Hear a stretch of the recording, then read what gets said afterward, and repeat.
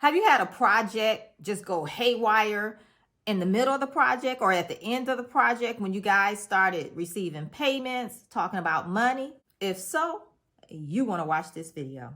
In this video, I'm going to be sharing what you need to have in place, that one thing that you need to have in place that will be a game changer for you as you start winning more contracts and increasing your cash flow. Trust me, this is a must-watch video for all contractors. Hey, I'm Felicia. Make sure you subscribe to the channel, turn on the notification bell so you don't miss any videos, and go ahead and give this video a thumbs up.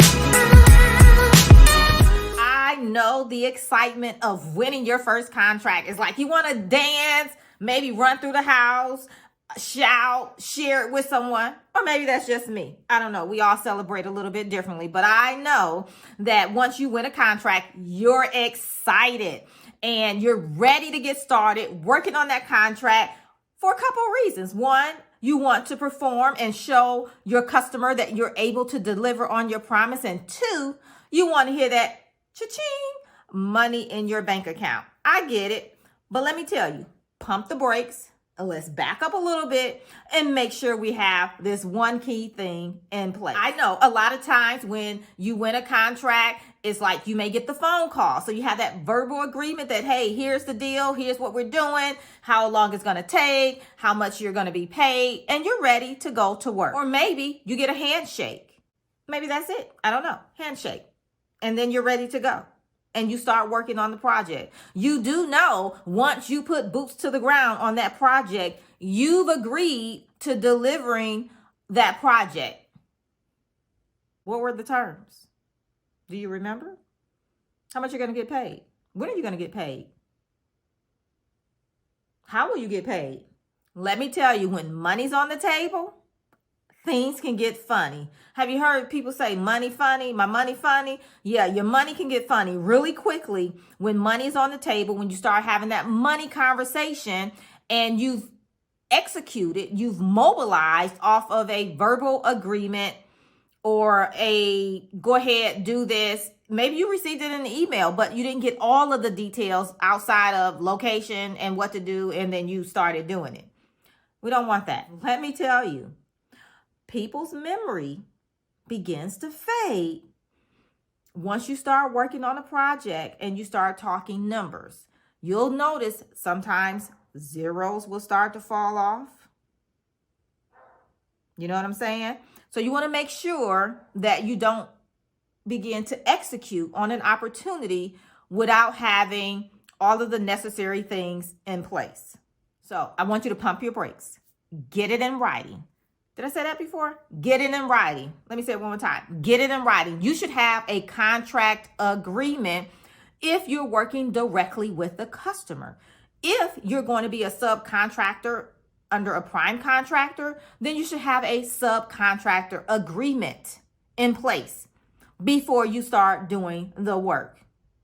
Remember, I told you, people's memory get a little bit fuzzy when you start talking about money and you didn't have it in writing. So I want you to create a contract, make sure all the key people execute the contract, meaning they sign the contract saying that they're agreeing to all of the things, dates, timelines, location, scope of work, how you'll be paid, how much you'll be paid, when you'll be paid. All of that you want to have in writing.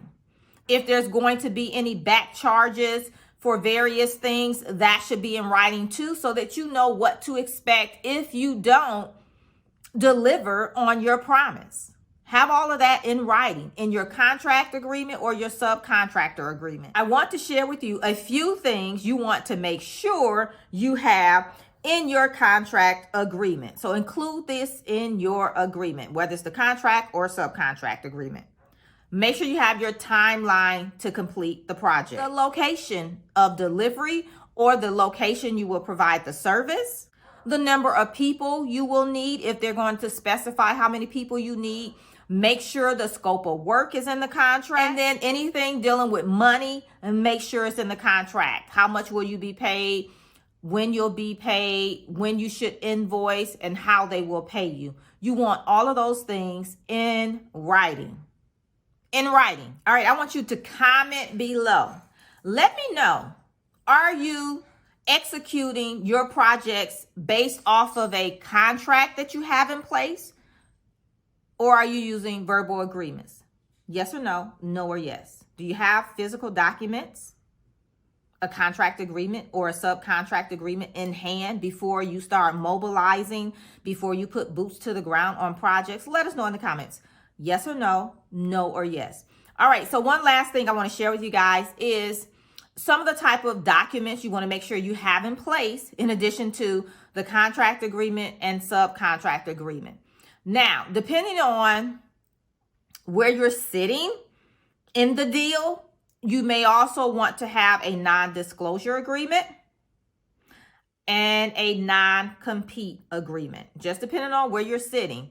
Okay, if you're the prime, you may give that to your subcontractor.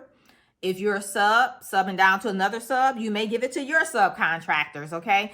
In addition to that, if you're going to hire employees or independent contractors, you want to make sure you have those type of agreements in place as well. Everybody needs to know what is expected of them, scope of work, when they have to deliver whatever the project schedule is, and how they'll be paid and things like that. So the same thing that you would put in your contract, you would put it in the subcontract, and it would trickle down to your various people that's going to work with you on the project. Okay. Prime contractor timeline schedule would be the full-blown schedule. Subcontractor, their schedule would just be for their part of the work that they're going to do. So you'll have to adjust it, of course, right? But you want to make sure you have these documents in place so that when you're ready and you need them, you have them available to start executing quickly so that you can mobilize, start working on your projects, and start generating that cash flow. So there you have it. All right, I just shared with you that one piece of information, that one thing, that one document that you want to make sure you have in place before you start executing on any contracts moving forward. I've seen too many times people get screwed. They get paid less than what they expected. They see a bunch of back charges that had not been discussed or said that would even take place if something didn't happen. So get it in writing. You know, let's keep the relationships on the up and up. I don't care if you're doing a project with a friend, colleague, or family. Business is business.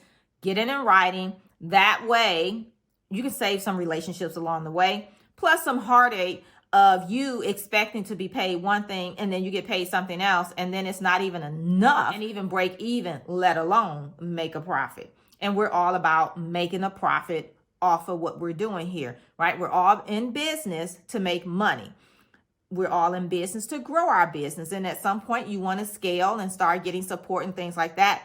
Well, how does that happen? Initially is making profits in your business. All right.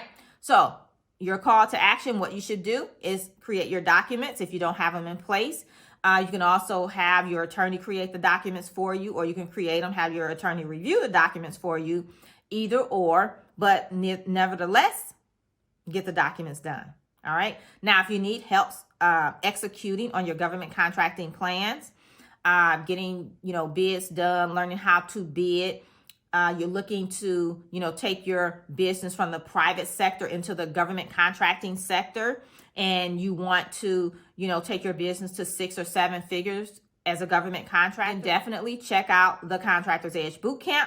All the details are over at thecontractorsedgebootcamp.com, thecontractorsedgebootcamp.com. So definitely check that out. Over there, we help you from wherever you are. If you're just getting started and you need to lay a solid government foundation, we talk about that. If you need to get certifications as well, we cover that too.